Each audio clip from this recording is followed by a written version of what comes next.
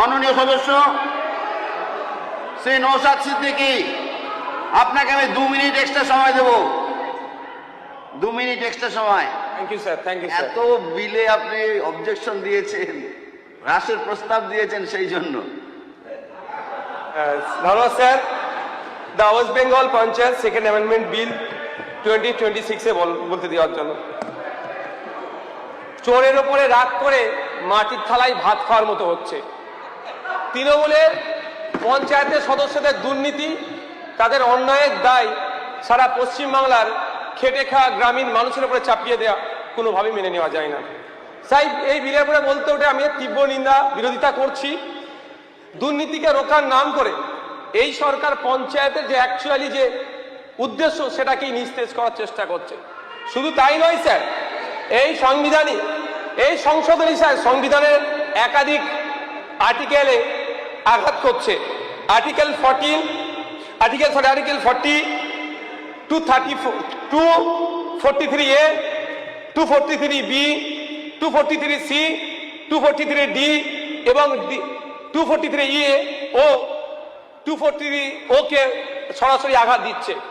Sir, আমরা মেনে নিচ্ছি, এটা অস্বীকার কেউ করবে না যে পঞ্চায়েত লেভেলে দুর্নীতি হয়নি, কিন্তু পঞ্চায়েত লেভেলে দুর্নীতি হলে তার প্রধান বা উপপ্রধানকে শাস্তি দেওয়ার জন্য অলরেডি বিধান আমাদের আছে। পশ্চিমবঙ্গ লোকায়ত্ত আইন 2003 বলছে কি, যদি কোনো প্রধান কোনো উপপ্রধান তার যে রাইট আছে এক্সারসাইজ করতে ব্যর্থ হয় বা দুর্নীতি করে বা ইচ্ছাকৃতভাবে সে ক্ষমতার অপব্যবহার করে, তাহলে লোকায়ত্ত আইন 2003 অনুযায়ী তার বিরুদ্ধে যদি কোনো মানুষ অ্যাপ্লিকেশন করে সেটাকে ইনভেস্ট করার ক্ষমতা রাখছে। শুধু তাই নয়, প্রিভেনশন অফ করাপশন অ্যাক্ট 1988ও বলা আছে। The west Bengal panchayat act 1973-তে দুটো প্রভিশন দিয়ে আছে, সেকশন 213 and সেকশন 12।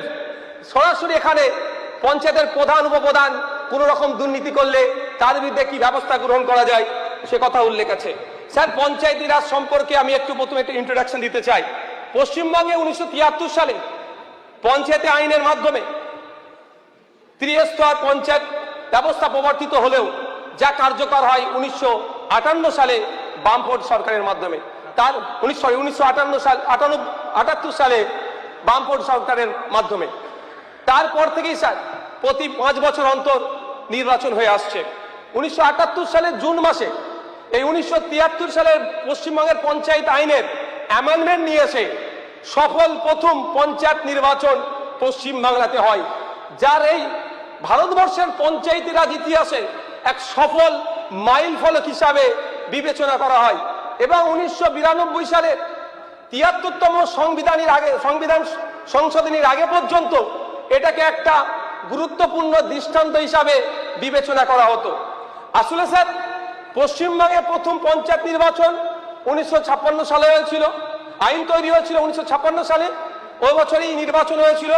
তারপরে দ্বিতীয়বারের জন্য 1963 সালে আইন তৈরি হয়, নির্বাচন হয়। কিন্তু দুটো নির্বাচনীতেই দেখা গিয়েছে গ্রামের খেটে খাওয়া মানুষের অনুপস্থিতি এবং তাদের পঞ্চায়েতে তাদের অ্যাচিভ তারা করতে পারতো না। ফলে ত্রিস্তরীয় পঞ্চায়েত ব্যবস্থা 1978 নিয়ে এসে প্রথম লক্ষ্যই ছিল ক্ষমতার বিকেন্দ্রীকরণ ঘটিয়ে তৃণমূল স্তর পর্যন্ত এর পরিষেবা পৌঁছে দেওয়া।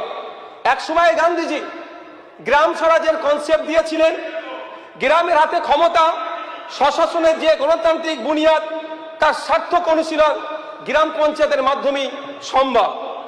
স্যার, পঞ্চায়েত হচ্ছে আসলেই স্থানীয় সরকার, ক্ষমতা বিকেন্দ্রীকরণ এবং স্থানীয় সরকারের টাইম নেই স্যার, স্থানীয় সরকার প্রয়োজনে স্থানীয় সরকারের প্রয়োজন, কারণ গণতন্ত্রের প্রসার ঘটে।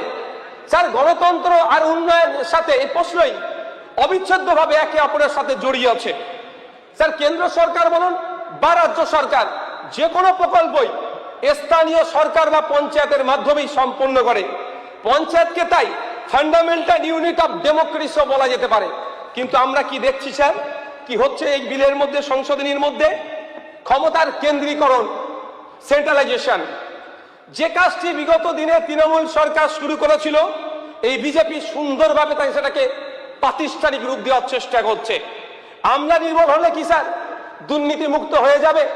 আমাদের জগন্নাথ বাবু বলছিলেন 100 দিনের কাজের কথা, আবাস যোজনার কথা, যত ধরনের দুর্নীতি হয়েছে আমি দায়িত্ব নিয়ে বলতে পারি, যদি সোশ্যাল অডিট হয় পঞ্চায়েতের সদস্য থেকে যারা আধিকারিকরা আছে তারাও এই দুর্নীতির সাথে জড়িয়ে আছে, এটা প্রমাণিত হবে।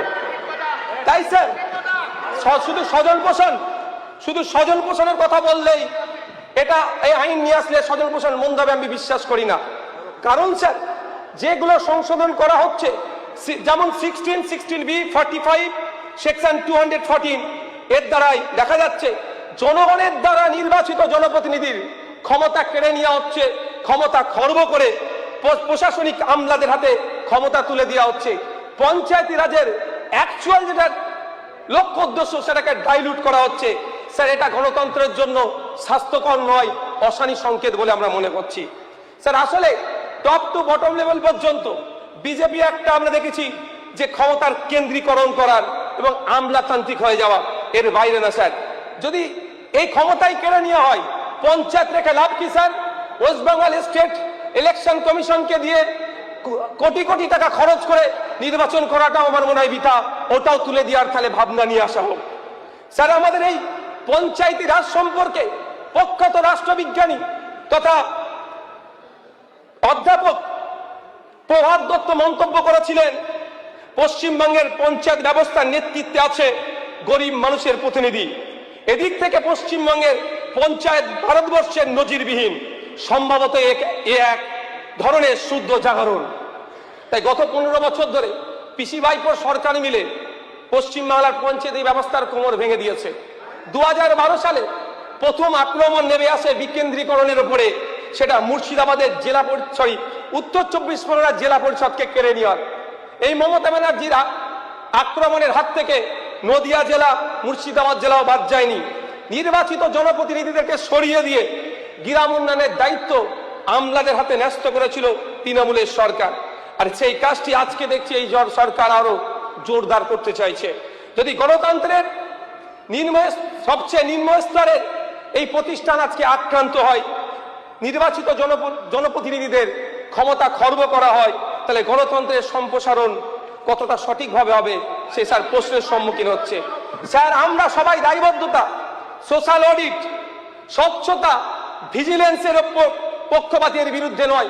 আমি ব্যক্তিগতভাবে চাইব ভাঙড়ের 13টি অঞ্চল সহ রাজ্যের 3379টি অঞ্চলে সোশ্যাল অডিট করা হোক, জনসম্মুখে আনা হোক কোথায় কি দুর্নীতি অন্যায় হয়েছে কি, এবং এর বিরোধিতা আশা করছি কেউ করবে না। ভিজিলেন্স কমিশন গঠন করা হোক, স্বচ্ছতার জন্য ওয়েবসাইট ডিসপ্লে বোর্ড লাগানো হোক, টেন্ডার কোথায় কিভাবে হচ্ছে, কে পাচ্ছে না পাচ্ছে তার স্বচ্ছতা নিয়ে আসা হোক, কাজের হাল হকিকত অনলাইনে আপলোড করা হোক, সাথে সাথে কত টাকার টেন্ডার হচ্ছে সেইগুলো নিয়েও আলোচনা হোক, তাহলে একটা অ্যাকাউন্টেবিলিটি থাকবে। কিন্তু দুর্নীতির নাম করে গণতন্ত্রের এই বিকেন্দ্রীকরণের ভাবনাকে বাতিল করা বা জনগণের দ্বারা নির্বাচিত জনপ্রতিনিধির ক্ষমতা খর্ব করে এক্সিকিউটিভ পাওয়ারের হাতে তুলে দেওয়া এই গণতন্ত্রের জন্য শুভনীয় নয়।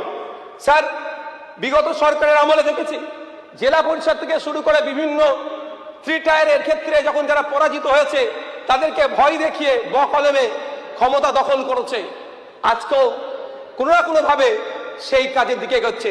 স্যার পরিশেষে আমি একটা প্রস্তাব রাখবো, যখন পঞ্চায়েত নিয়ে আলোচনা হচ্ছে, ওয়েস্ট বেঙ্গল স্টেট ইলেকশন কমিশনের আন্ডারে এটা চলে, রাজ্যের বিভিন্ন প্রান্তে কান পাতলে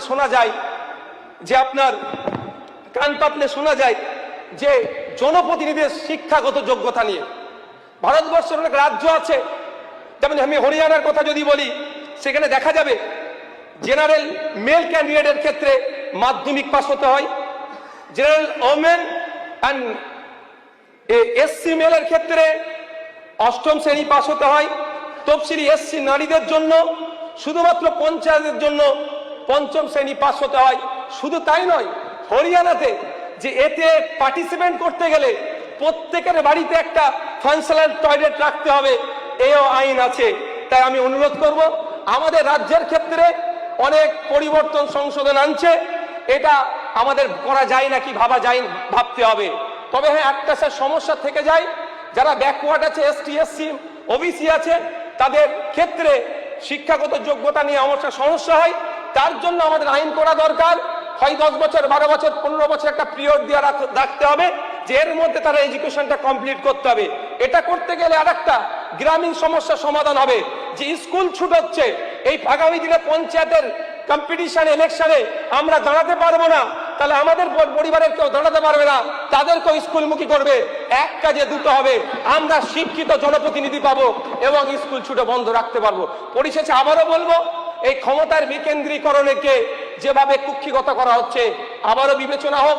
দুর্নীতি অন্যায় হয়েছে, তাদেরকে খুঁজে বার করা হোক, তাদের বিরুদ্ধে ব্যবস্থা গ্রহণ করা হোক।